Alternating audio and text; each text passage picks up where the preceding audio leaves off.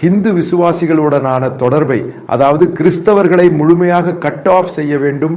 இவைதான் அவர்களின் தேவை. அதற்காகவே இவர்கள் கம்ப்ளீட்டாக இதை முழுவதுமாக பல பிளாட்ஃபார்ம்கள் வழியாக இதை சர்க்குலேட் செய்கிறார்கள். 1% கூட இது நம்பகமானதல்ல. அதேபோல் இதன் பின்னால் ஒரு பெரிய சதித்திட்டம் உள்ளது. அதாவது இந்தியாவில் உள்ள கிறிஸ்தவர்கள் மற்றும் இந்துக்களுக்கு இடையேயான அந்த தொடர்பை அழிக்க வேண்டும். அவர்களுக்கு தெரியும், இந்த சுடாபிக்களுக்கு தெரியும், எந்த ஒரு காரணத்துக்காகவும் இந்த சொல்லப்படும் மதவாதிகள் இந்தியா என்று சொல்லப்படும் நாட்டை அக்செப்ட் செய்ய மாட்டார்கள் என்று.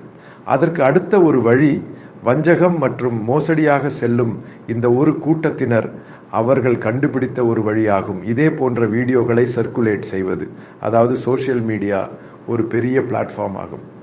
அதன் பகுதியாக நீங்கள் பலியாகாமல் இருங்கள். எந்த ஒரு காரணத்துக்காகவும் இதே போன்ற வீடியோக்களை சர்க்குலேட் செய்யாதீர்கள்.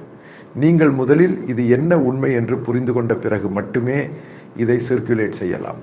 இது எனது ஒரு கோரிக்கையாகும்.